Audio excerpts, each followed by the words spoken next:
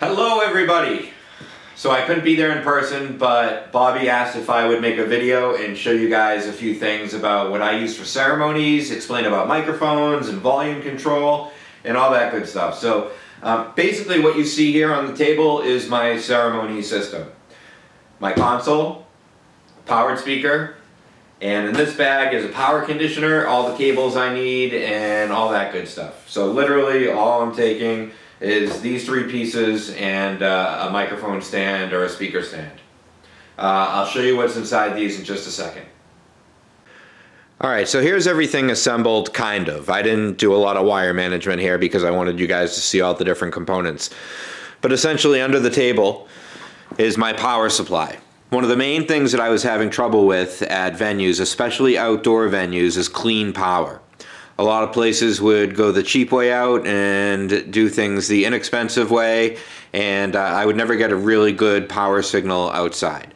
And I'd get stuff like interference on my microphones or buzzing on my speakers.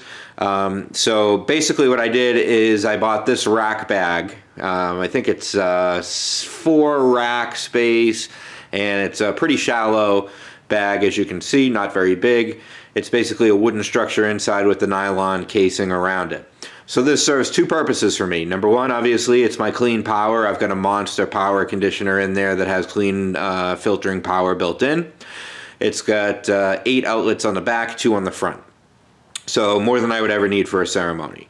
It also doubles as a storage bag, so all the wires that I need for my ceremony system go right in the back of this thing. It's also got a pouch on the front to store even more wires. So I don't really bring much to ceremony sites, XLR, power wires, and my speaker cables. Speaker, I'm using most of the time just an 8-inch two-way. And yes, this is a Behringer speaker. Yep, everyone can say what they want. I'm someone that also believes in quality, but this speaker is their first generation 8-inch powered speaker, and it's probably close to 10 years old. It sounds great. It does the job. I like the 8-inch because it has a much wider dispersion than a 10 or a 12 or a 15. So a single 8 is going to cover a wider V pattern than something that's much larger. I have a lot of other speakers that I'll use occasionally. I've got the Denon battery powered speaker. I've got a pair of JBL PRX 10-inch.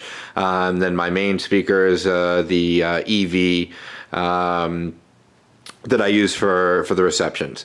But usually one speaker in the back set up and I'm good to go.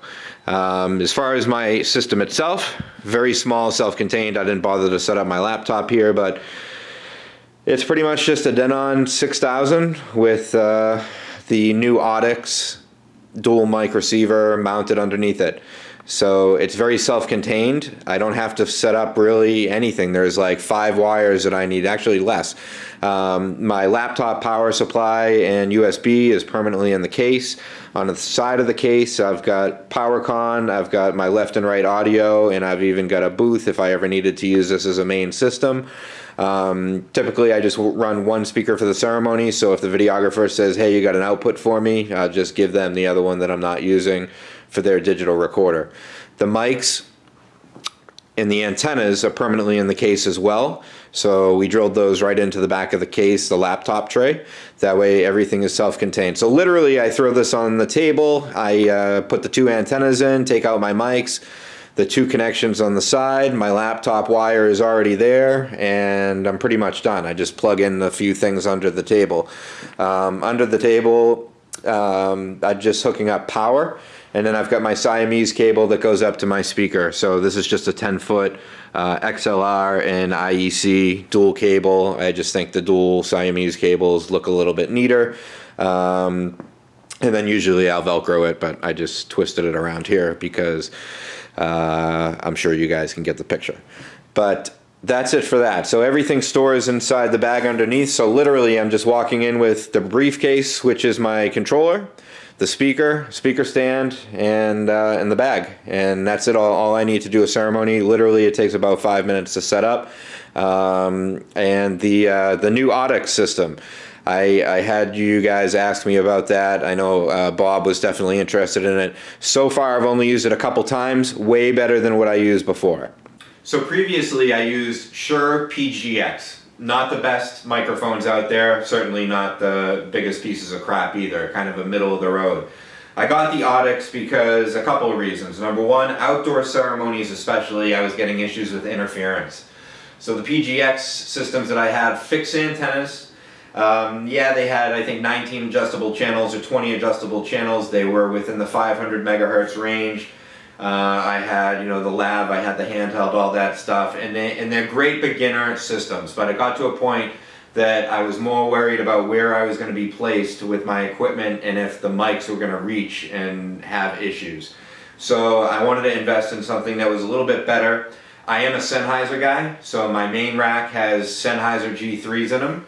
I've got 2 G3s in my main rack, and I was debating on getting the Sennheiser stuff, but I wanted to try this because I'm a big Ben Stowe fan, and he posted a video when these came out of using these things. He got over 1,000 feet of range outdoors. Yeah, I know it's outdoors line of sight, but when I thought about that, a lot of the places that I'm worried about are outdoors line of sight, no walls, no windows, no brick, no nothing. And those are places that the PGX was cutting out.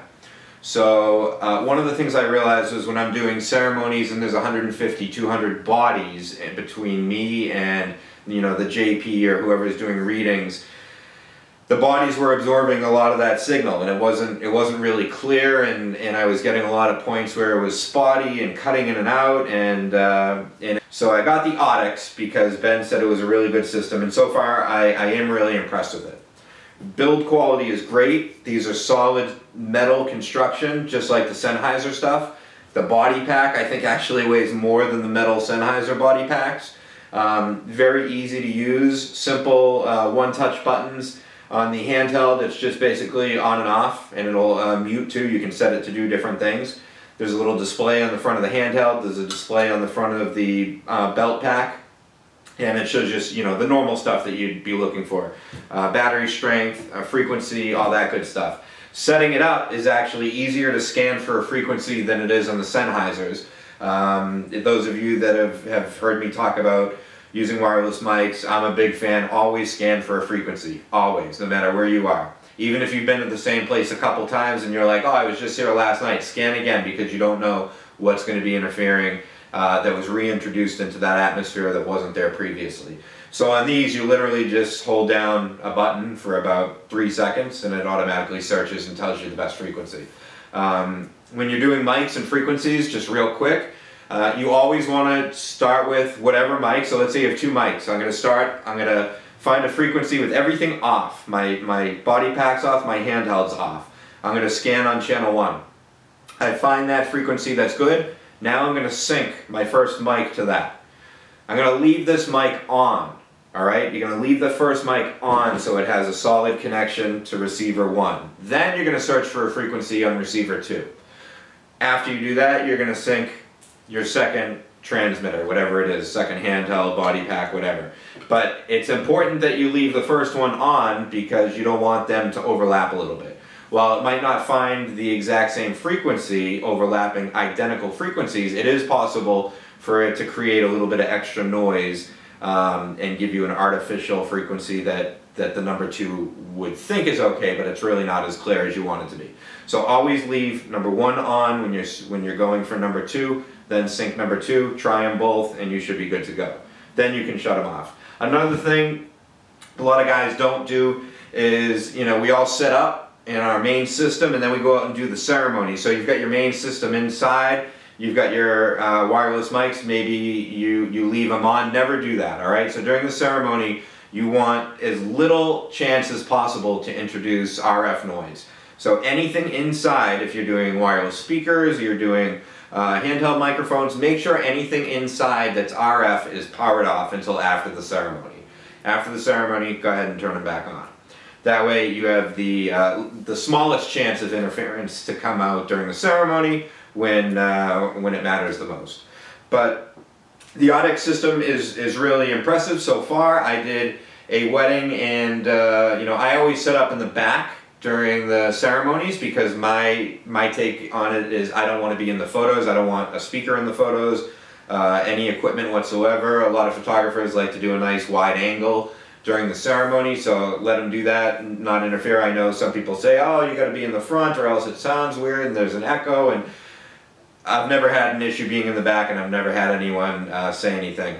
And the other reason it's good to be in the back is if you're using lav mics, and I'll talk about that in a minute. But so when I used this for the first time, the Audix, I was in a pretty long, narrow hallway, and it's probably a good 110 feet between myself and where the ceremony was taking place, and there were about 140 bodies between me and the people up there, and the RF signal did not drop at all, like zero.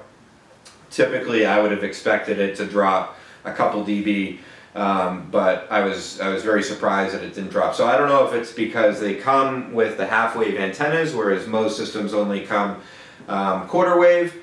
Probably is part of the reason. It's a very well-built unit. It also has a pretty strong output on the transmitters. I believe it's 40 milliwatts that the transmitters have, and they do have an adjustable switch. I think it's in the top, but you can adjust it between 10 milliwatts and 40 milliwatts. So to give you an idea for comparison, like the PGX system that I was using is closer to 10 milliwatts. So not only are you getting much more strength out of these, and then you're getting the bigger antenna system to pick it up. So there's a combination of a lot of things that make it so it's going to get much better range than what I'm used to.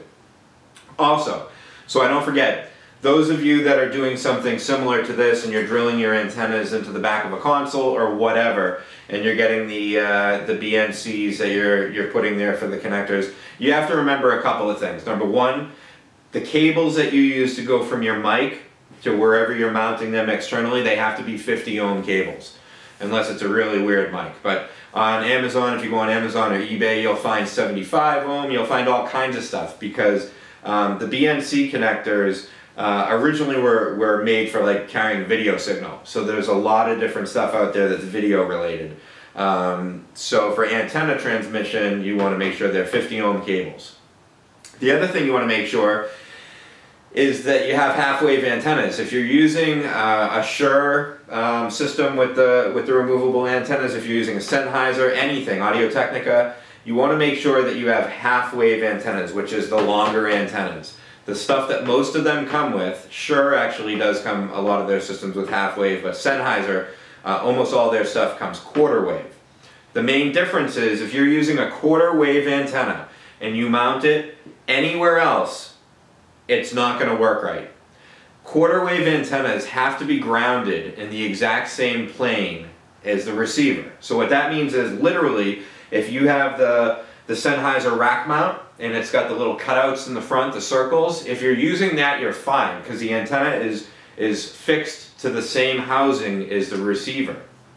If you're not, and you did what I did here, and if I used the quarter-wave antennas that they come with, I would actually lose about 50% of the signal, because it's not grounded anymore.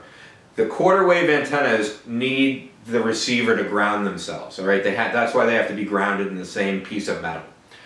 Half-wave antennas have their own grounding built in. So half-wave antennas can be mounted anywhere. I wouldn't recommend a 50-foot, cable, but they can really be mounted anywhere. I could bang them into the side here that's wood. I could bang them into this here like it is metal. It doesn't matter. As long as they're half-wave antennas, it's going to improve the reception, and it's not going to affect the ground because they operate differently.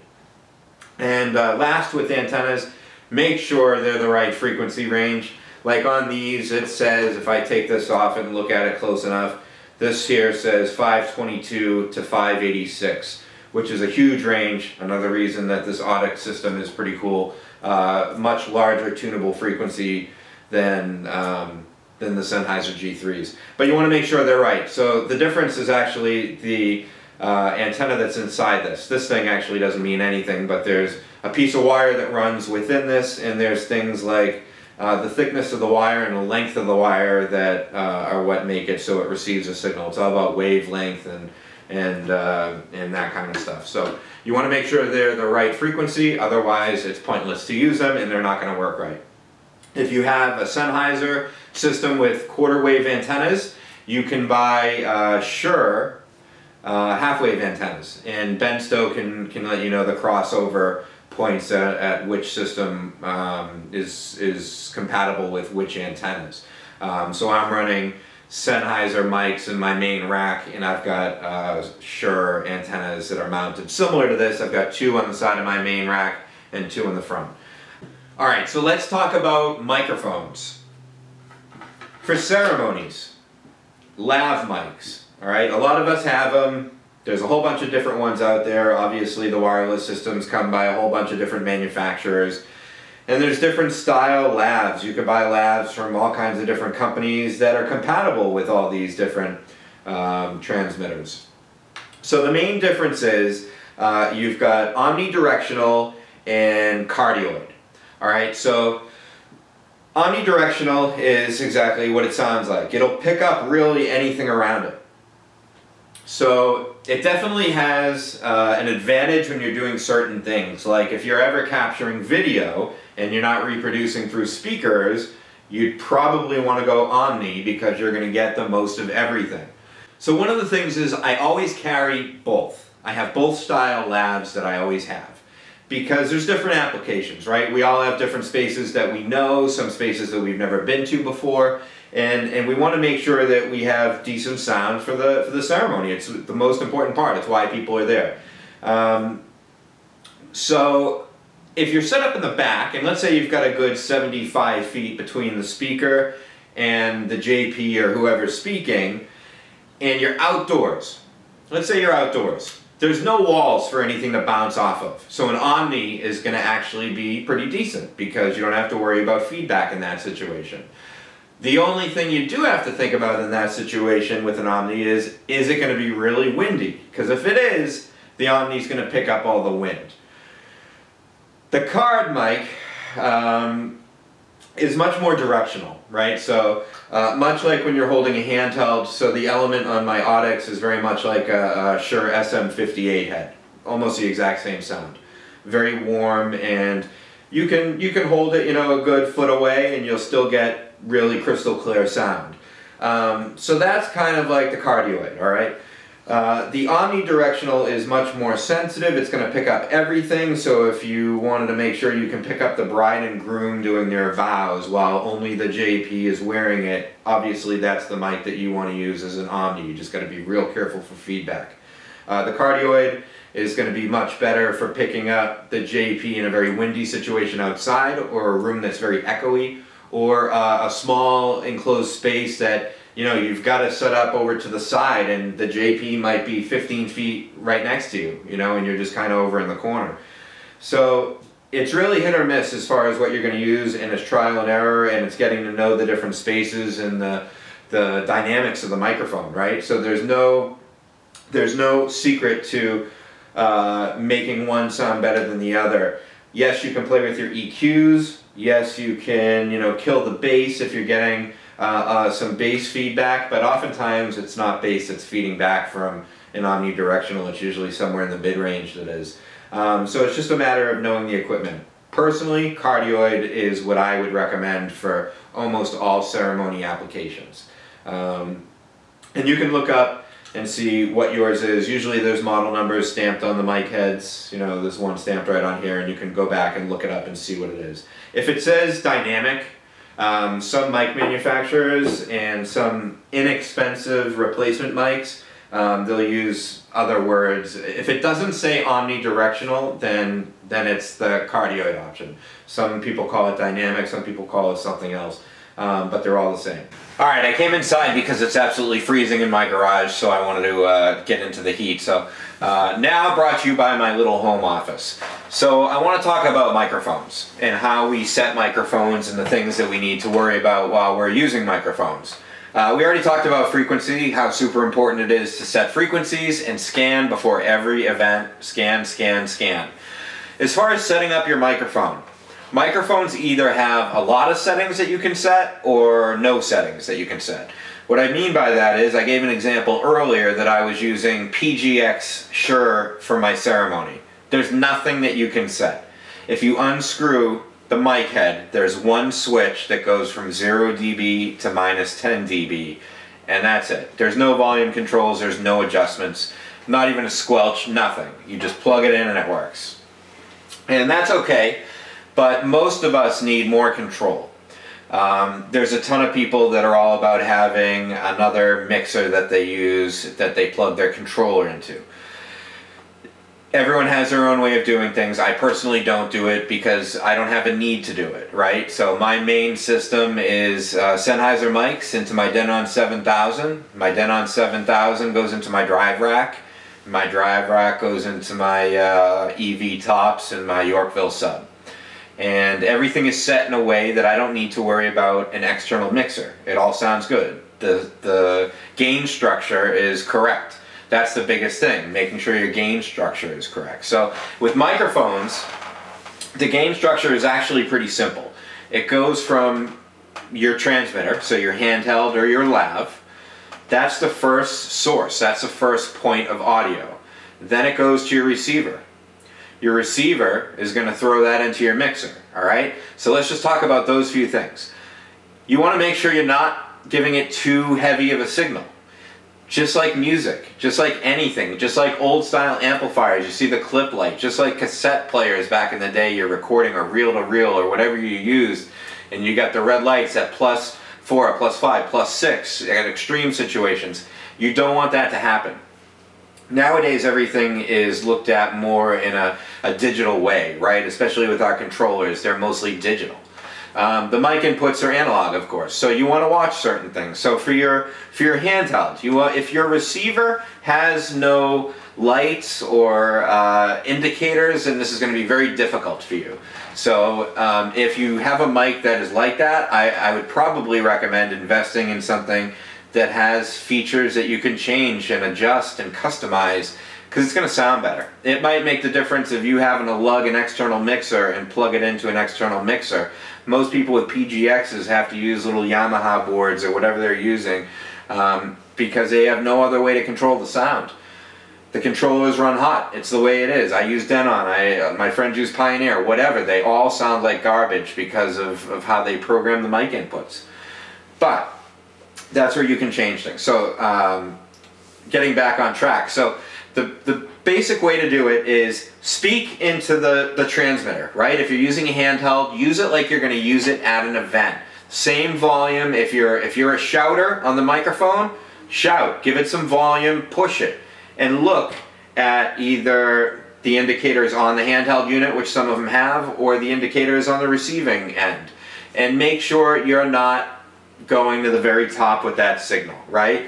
So you want to make sure that the audio never clips. Some mics have a red light that flashes, some of them have an orange light that flashes, some of them have a bar graph. You just want to make sure that it's not clipping out. Then you'll use the adjustments on the mic. So on the Sennheiser, pretty much all the Sennheisers from G2 up, they have different controls. So the mic itself has, I think they call it level in the Sennheiser, and it's a dB amount, okay? So it starts at 0 being the loudest, and then negative makes it softer. So on my mics, I think I'm at -18 or so on my handheld. And for me, that's a comfortable position where I know if I really get on it, it's not going to clip the signal. On the one that I give for toasts, I don't have it down that far because I've got it down to probably -6 or 8, whatever that increment is that's right below 0. Because I know that I know how to speak on a microphone, and the people that I'm handing it to don't. Now, the Sennheisers and a lot of mic manufacturers have circuitry built in, so if it doesn't hear the volume loud enough, it's going to kind of mute the receiver a little bit, right? Because it's looking for a signal. So if you have the mic set at -30, let's say, and you're barely on it, and you're trying to turn it up at the other end, it's going to keep cutting in and out because the receiver's not seeing a consistent audio signal.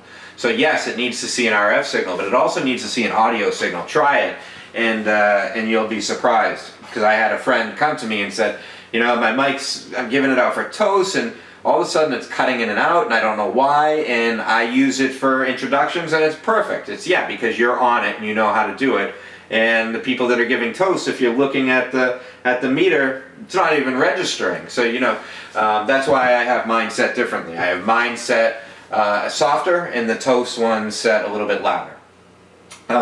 So from there, obviously, now we've got another volume that we have to control. So we've got it set perfect from our transmitter to our receiver. Now we've got to take and get it into our board and make it sound good, for me and my 7000, or you guys and your Pioneer boards. And here's where you can tweak it.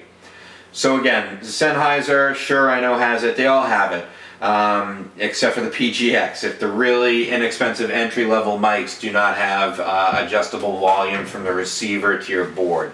And that's important, because that's where we can control the hotness, I guess, of the mic inputs on the board. So you've probably experienced that issue. You barely turn up the line level on that mic and you're getting like a ton of volume on that. So you want to dial that back now. So we've got a good match from the mic to the receiver. Now we want to match it good from the receiver into the board, because if you leave it as hot as it comes factory, it's going to get all distorted. Those mic channels are super hot on these controllers, unless you're using like my old school Rain board that I have here in my office. Nice warm sound, you barely have to do anything and it sounded great. But you definitely want to adjust the volume down on your output from your receiver.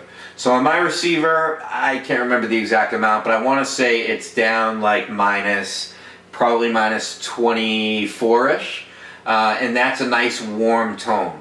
So my goal when I set up my stuff is to make sure that my mic, voice, and the music levels are similar on the volume controls, right? So I don't want to have my mic barely turned up and that's the same volume as my computer left-hand side fader being all the way up. You want it to be somewhat equal, so it's easier to maintain and easier to balance things out. So that's what I do. I make it so my mic roughly is at about 12 o'clock at a normal operating volume. Same thing with the Toast mic. The Toast mic I give a little bit more range to, because again, you don't know if it's going to be someone that's going to hold it way down at their belly or if it's going to be someone that's sucking it into their mouth. You want to have a little bit more free range. So I have that channel a little bit different than I have my mic.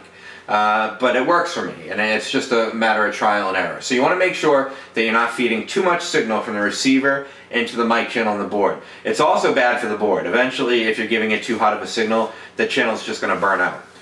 You can also blow speakers that way. You can blow all kinds of stuff that way.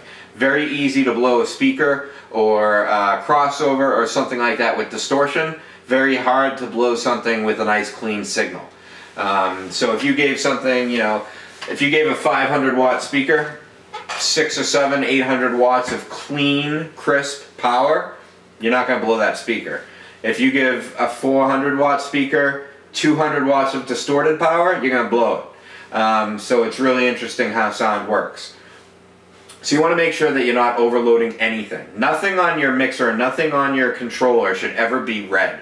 Alright? There's always ways to adjust things down. In Virtual DJ, which I use, you can make fun of me if you want, or Serato, if you're using Serato, I know that this has a setting, I'm not sure where it is in Serato, but if you go into Virtual DJ, into the options, and you make sure you have all the options available to be seen, there's a little checkbox that you can like hide advanced options or something. You want to make sure you get all the options. In Virtual DJ, if you just type in the letters DB, there'll be a setting there, and you can adjust the volume that is being reproduced from your laptop into your board.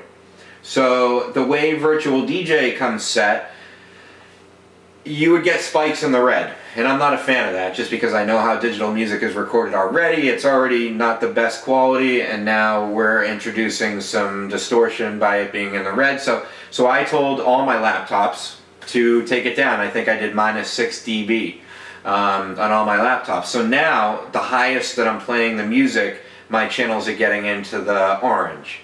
So I know I'm not clipping out. It's a cleaner signal. Speakers like it a lot better. It sounds better. It sounds richer and fuller because it's not trying to work too hard. And Serato does have a similar setting. Again, I can't remember what it's called, but it's basically telling the computer to take everything that you think you're reproducing and bring it down a little bit. You know, give it to the board a little bit softer than you want to from the factory. And that's a super big difference that you will notice. If you change that setting down one notch, everything will run much cleaner and you will not get any clipping on your board. Again, that's something that can make your board blow out mid-wetting, and no one wants that. And it's going to make everything play nicer. I use a drive rack. You don't have to use a drive rack depending on what you've got for gear. I use EV ETX, really good full range. I use a 12-inch version for my full range. And they're great speakers. They've got really awesome processing built in. But I use a Yorkville sub. So because I do that and the speakers have different crossover points, I decided that I want to use an outboard processor so I can separate the frequencies better and have more control. And it's all about setting gain structure, right? So you always want to make sure that, for instance, if you're setting your speakers, and I'm not going to talk a ton about this right now, but to set the gain on everything, you want to basically set your board, play a song on your laptop after you adjust that dB down like I said. Play a song on your laptop so you're in the orange or yellow, whatever your step is below red on your laptop. Play that song. A really good full range song that's got a lot of bass response, it's got a lot of highs. Whatever that song you like to use to test, use it. Alright? Get that up cranking. Then you want to bring your speakers up until they start to clip. Alright? Right when that light flashes, or that limit indicator flashes the word limit on the back of the speaker, whatever your speaker has, bring it right up to that point where it starts to flash while you're in that step below red. Again, whatever it is, for me it's orange. And that's kind of how you set the gain. You want to maximize the signal coming out of your mixer into your speakers. Of course, if you have another component between the controller and the speakers, then you've got another component, alright? So let's say you're one of those guys that still wants to use an outboard mixer, and you've got a Yamaha or one of those you know, iPad controlled wireless mixers.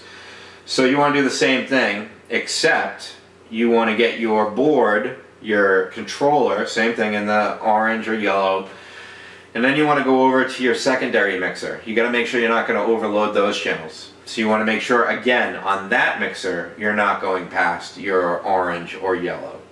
And then you do it with the speakers. So it's just an extra step. By having mics that are really adjustable and friendly, like the high-end Shure, high-end Sennheiser, even that Audix, you have all the mic controls that you would need right there on the mic level. The other cool thing with the Sennheisers is, and I use this feature because I always use subs, is you've got a low pass filter, right? So it's going to filter, it's going to roll off everything below, I want to say 40 hertz. It's somewhere around there that it cuts it off. And a lot of people don't realize, but that's going to help you, because one of the ways that you blow subs and clip and stuff like that, these microphones, the really good mics, have a huge frequency range. They go all the way down to 20, some a little bit lower. And if you get on there with, you know, your P's and your popping sounds or whatever, if you don't use a windscreen, which I don't because they look ridiculous, but you could blow a speaker just from that. Not only that, but if you've ever been to a concert, and you think to a concert that you've been to with big line arrays, hanging speakers, all that stuff, the microphones at concerts with the lead vocalists, they cut right through the instruments. They cut right through the drums, the bass, everything. They cut through because they all have high-pass filters and low-pass filters. Even in radio, studio mics, they all have filters because they know that it's going to cut through if you roll off the low end. If you're miking a drum kit, obviously you don't want to use filters, but for the human voice, it's going to sound better, it's going to cut through, you won't have to shout as much, you want to use any filters that are built in. That's the only thing that the Audix does not have that I like about the Sennheiser. The Sennheiser, it's built right into the transmitters, you have that filter built right in. So that's another way. So again, everything is about setting the volume, taking the time, you know, understanding each piece of equipment, making sure that you're set up for success and not failure in the middle of, you know, 11 p.m. and you've got a half hour left and dance floor is packed and you start clipping things and it starts to sound weird or you get speakers dropping out. You don't want that. No one does. So it's about making sure that everything is running together smoothly. You know, I've worked with some local companies and helped them figure out ways to use their systems, because every system is different. You know, Bob originally came to me and I thought, you know, maybe I can make a sheet and this is how you set it up. But unfortunately, it's not that easy, because every manufacturer has different settings. They call things different names. They mean different things. The gain structures are different from board to board, speaker to speaker, everything. There's nothing uniformed. And the only other important thing that I want to make sure people are aware is there's a difference between cables. An XLR cable is not an XLR cable. There's different contents within those strands of copper, or you know, some are oxygen free, some are aluminum composite. There's so many differences between cables. A DJ that I know in this market called me one night. He bought the ETX speakers because he loved mine, and he called me the first time using them, and he said, I've got them all set up. I helped him set up his drive rack, I helped him set up his controller, everything. So he was ready to go. All the settings I customized for him, and he called me the first night and said, Andy, I've got one speaker that's playing, and I look at the other one, and so the back of the ETX, they've got a dB meter. And he said it's about 6 dB lower than the other. I'm running them in mono. What's going on? The drive rack is no good. And I said, well, switch the cables at the drive rack. You know, unplug your left and right and swap them. And he did. And he goes, well, now it's on the other speaker. That one's lower. I said, you have a bad cable. And it's not your first instinct to think, oh, I have a bad cable. But your cable can provide resistance for the audio signal that's going through. So make sure you have real good cables so that you get a real good, strong, you know, signal right through to everything that needs it. All my cables that I use are all, and you know, I talk about Ben still, but he makes a good product and he sells good stuff, and all my cables are NLFX cables, and they're great cables. And you know, I used to use cheap ones off Amazon, or Hosa makes cables. You know, their Pro series, which are the black connectors, are okay. The silver connectors are garbage. But you want to make sure you have a good cable. You know, it's like trying to drink a milkshake through a coffee stirrer. You got to make sure that that signal is going to flow from point A to point B and C and D and everywhere down the chain, and you know, be a nice clean signal. So check your cables, make sure they're good. If you have crappy cables, spend the money.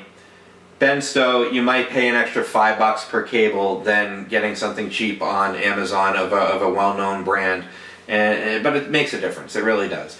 No one wants to have to troubleshoot at a wedding because they've got a crappy cable. You spend, it's funny because we spend, you know, $2,000 on a controller, or, you know, $3,000 on a pair of speakers, $800 on a microphone, and then what do? We go on Amazon and we buy a 5-pack of XLRs for $19.99. You have to kind of make sure that there's consistency and you're using stuff that's made to work well together. And that's it. Those are the things that I can think of right now. Let me see. I got to check my phone because Bob told me a few things he wanted me to talk about. Let me make sure I talked about all of them. Let's see here. Sensitivity, we talked about that. Yeah, so the other thing to remember is someone asked a question in one of the groups about microphone sensitivity and how you set your body pack and stuff like that. So depending on the application, it's going to be different, right? You're not always going to keep it the same. So if I'm using you know, a body pack for the purpose of a real mic and a lav, it's going to be set different than if I'm using it for wireless speakers. For wireless speakers, you've got to do the same process that we talked about. You know, you hold the mic up and you check the level. You got to do the same thing with the wireless speaker transmission.